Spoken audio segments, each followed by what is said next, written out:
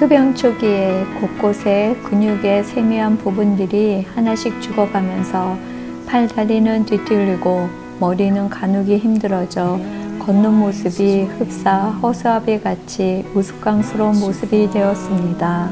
그 진행 과정에서 몸의 각각의 근육들이 저를 위해 어떤 일을 해왔는지 발견하게 해줬습니다. 손가락 하나 움직일 때 어떤 근육이 사용되었는지, 몸의 어떤 근육들이 작은 발바닥을 땅에 딛고 무거운 몸이 똑바로 설 수 있게 했는지, 목에 어떤 근육들이 5kg이나 되는 머리를 똑바로 세우고 자유자재로 들릴 수 있게 했는지, 그리고 지금 가장 해보고 싶은 일인데 물 한 모금, 침 한 방울조차 목으로 넘기기 힘든 지금 어떻게 기도에 걸리지 않고 시원한 물을 벌컥벌컥 들이킬 수 있었는지, 어떻게 우주의 나라 바람 센 캔사스에서 돌풍 같은 바람을 시원하게 들이쉴 수 있었는지, 평생 당연한 것으로 여겼던 몸의 모든 것들이 하나씩 그 기능을 잃어갈 때 절망과 함께 찾아온 것은 적는 자의 능력에 대한 경외감이었습니다.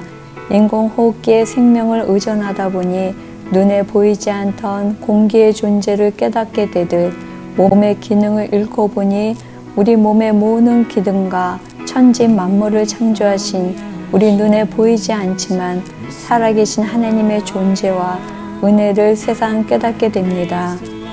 호흡곤란으로 응급실로 실려가 소생실로 들어가기 전 까마득히 떨어지는 의식의 가닥 속에서 제가 마지막으로 한 말은 하나님, 제 영혼을 받아주소서였습니다.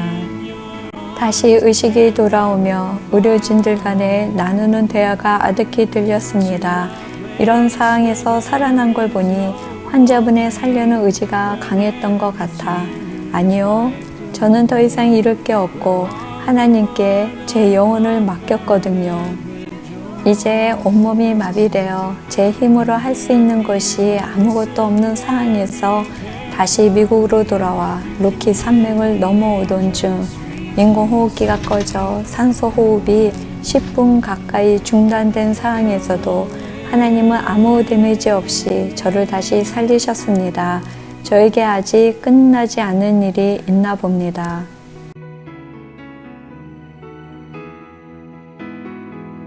우리 모두에게는 이 땅에 보내진 목적과 소명이 있습니다.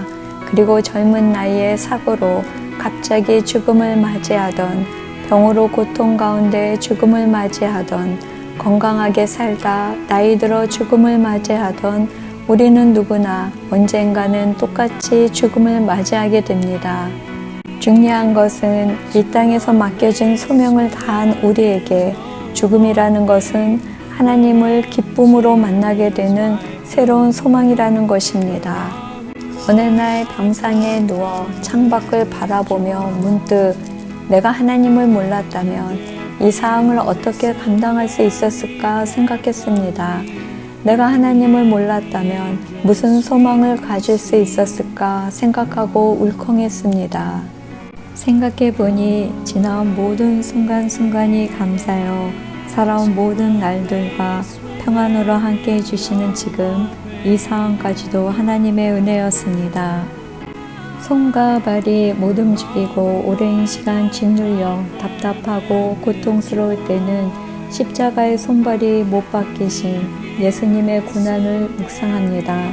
약해진 폐 기능으로 인해 멈출 줄 모르는 기침 가래로 고통스러울 때는 십자가에서 숨쉬기도 힘들었을 예수님의 고난을 묵상합니다. 예수님이 십자가에서 흘린 피, 십자가의 사랑과 부활이 저를 구원했고 소망을 갖게 하셨습니다. 이스라엘을 방문했을 때 주중에 연안에 있는 가이사랴에 간 적이 있습니다.